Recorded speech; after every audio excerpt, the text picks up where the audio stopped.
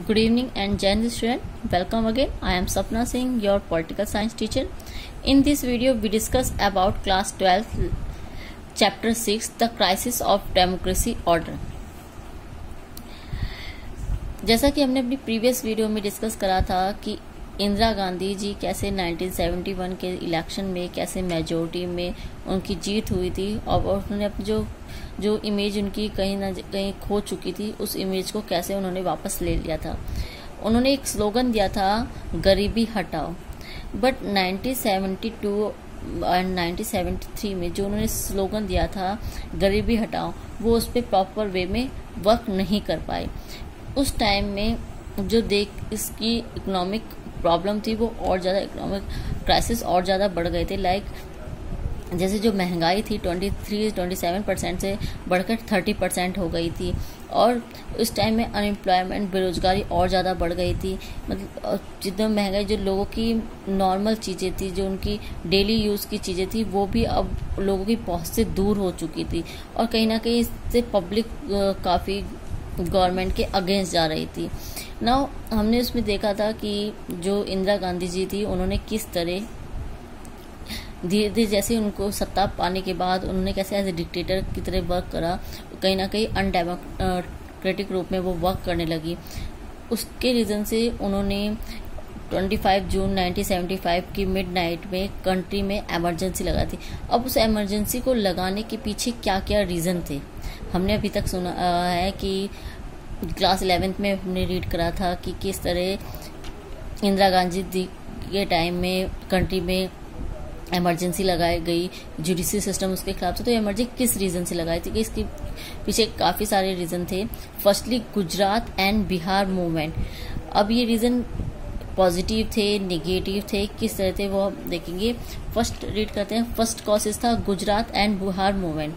Gujarat movement start in January 1974 and led by the Morarji Desai, and Bihar movement started in March 1974 and led by the जय प्रकाश नायर। जैसे हमने last chapter में read करा था, जो मोरारजी देसाई थे वो सबसे बड़े प्रतिद्वंदी थे इंदिरा गांधी के। मोरारजी देसाई ने गुजरात की जो उस टाइम की जो सिचुएशन थी वो काफ़ी ख़राब थी। जो गवर्नमेंट थी वहाँ की वो प्रॉपर वे में वर्क नहीं कर रही थी, लोगों का मानना था। और कहीं ना कहीं वहाँ की जो महंगाई थी और लोगों की बेरोजगारी, तो धीरे धीरे जो पब्लिक थी वो पूरी अगेंस्ट हो चुकी थी। और इस तरह जो वहाँ पे मूवमेंट चलाई गई गवर्नमेंट के अगेंस्ट, इसको लीड करने लगे मोरारजी देसाई। और उन्होंने मांग की कि गवर्नमेंट जो है वहाँ की वो इस्तीफा दे और दोबारा से स्टेट में इलेक्शन होने चाहिए। और ऐसा हुआ भी। धीरे धीरे उनकी मांग, वो क्या कहते हैं, भूख हड़ताल वगैरह बैठ गए और उसके बाद इलेक्शन हुए। और जो कांग्रेस की गवर्नमेंट थी उस टाइम गुजरात में, वो काफ़ी भारी मतों से उसकी हार हुई और मोरारजी देसाई की गवर्नमेंट बनी, जो ओल्ड कांग्रेस थी। And Bihar movement started in March 1974 and led by the जय प्रकाश नायर। बिहार में जो मूवमेंट स्टार्ट करी वो वहाँ के स्टूडेंट ने वहाँ के क्राइसिस को देखते वहाँ पे स्टार्ट करी। वहाँ पे भी सेम गुजरात जैसी ही सिचुएशन बनी हुई थी। और वहाँ पे जो ये मूवमेंट स्टार्ट करने वाले थे वहाँ के स्टूडेंट थे और उन्होंने इस मूवमेंट को लीड करने के लिए जय प्रकाश नारायण को इनविटेशन दिया। लेकिन जय प्रकाश नारायण एक ही शर्त पे वहाँ पे इसको लीड करने आए कि ये जो मूवमेंट होगा इसमें कोई भी वायलेंट नहीं होगा, ठीक है, ये अहिंसापूर्ण रहेगा, इसमें कोई भी मारकाट जैसी चीज़ें नहीं होंगी। उसके बाद उन्होंने धीरे धीरे जितनी भी अपोजिशन पार्टीज थी, पब्लिक थी, वो उनके साथ होती गई, उनको सपोर्ट करती रही। और धीरे धीरे बिहार जो मूवमेंट था ये केवल बिहार तक ही नहीं सीमित रहा, इस पे ये कहीं ना कहीं पूरी कंट्री पे इसका असर होने लगा था। और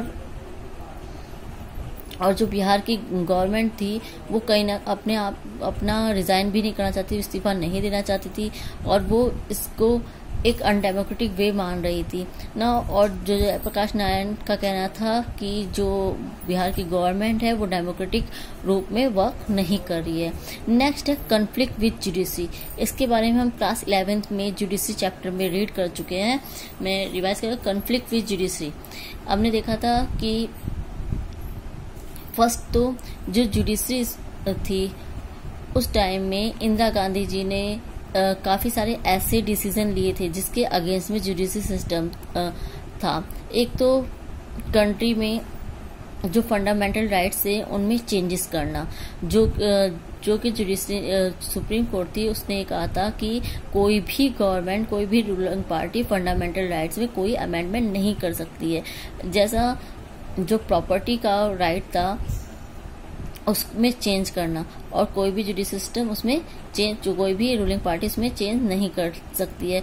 और दूसरा कहीं ना कहीं जो फंडामेंटल सेकंड था, जो फंडामेंटल राइट्स हैं उनको कम कर देना। तो जुडिशरी का कहना था कोई भी, जैसे भी बताया कि जो जुडिशरी का कहना था कोई फंडामेंटल राइट्स को कम नहीं कर सकता है, उसको डायरेक्टिव प्रिंसिपल के रूप में यूज नहीं किया जा सकता है।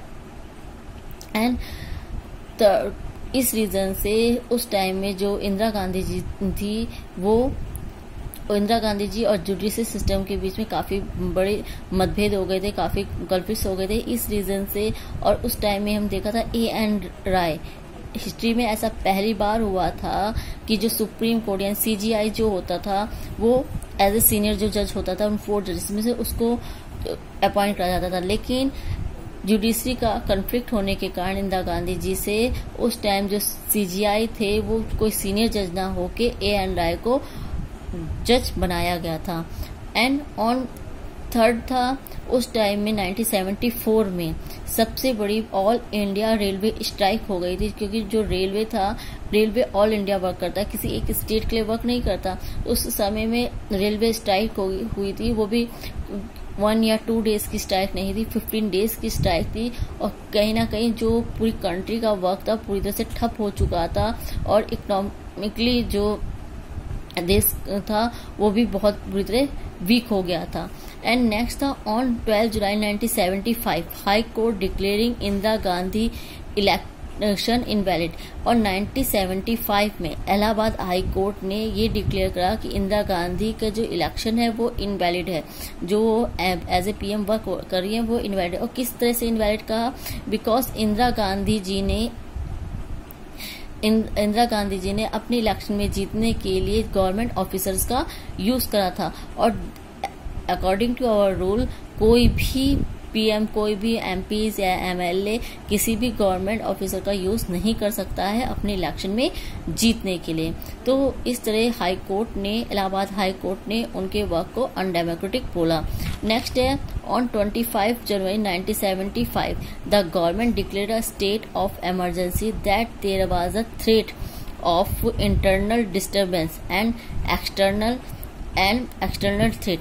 25 जून को जब मिडनाइट में इमरजेंसी लागू की गई तो इंदिरा गांधी जी का यही कहना था कि इमरजेंसी इसलिए लागू की जा रही है, इसलिए लगाई जा रही है, डिक्लेयर की जा रही है क्योंकि कंट्री को अंदर से भी, अंदरूनी तौर पे भी और बाहर के लोगों दोनों से ही बहुत बड़ा खतरा है। अंदर जो डिस्टरबेंस चल रही है और बाहर की जो उससे खतरा है, इस रीजन से 25 जून 1975 को की मिडनाइट में इमरजेंसी को लागू कर दिया गया था। क्योंकि ये सब चीजें उन्होंने कहीं ना कहीं सोची, ये पर्सनली उनके अगेंस्ट में ये वर्क हो रहा है, इस चीज को सोचते हुए उन्होंने 25 जून 1975 को इमरजेंसी लागू कर दी थी। In next video we discuss about the consequence of emergency. Now thank you student, thank you very much, जय हिंद।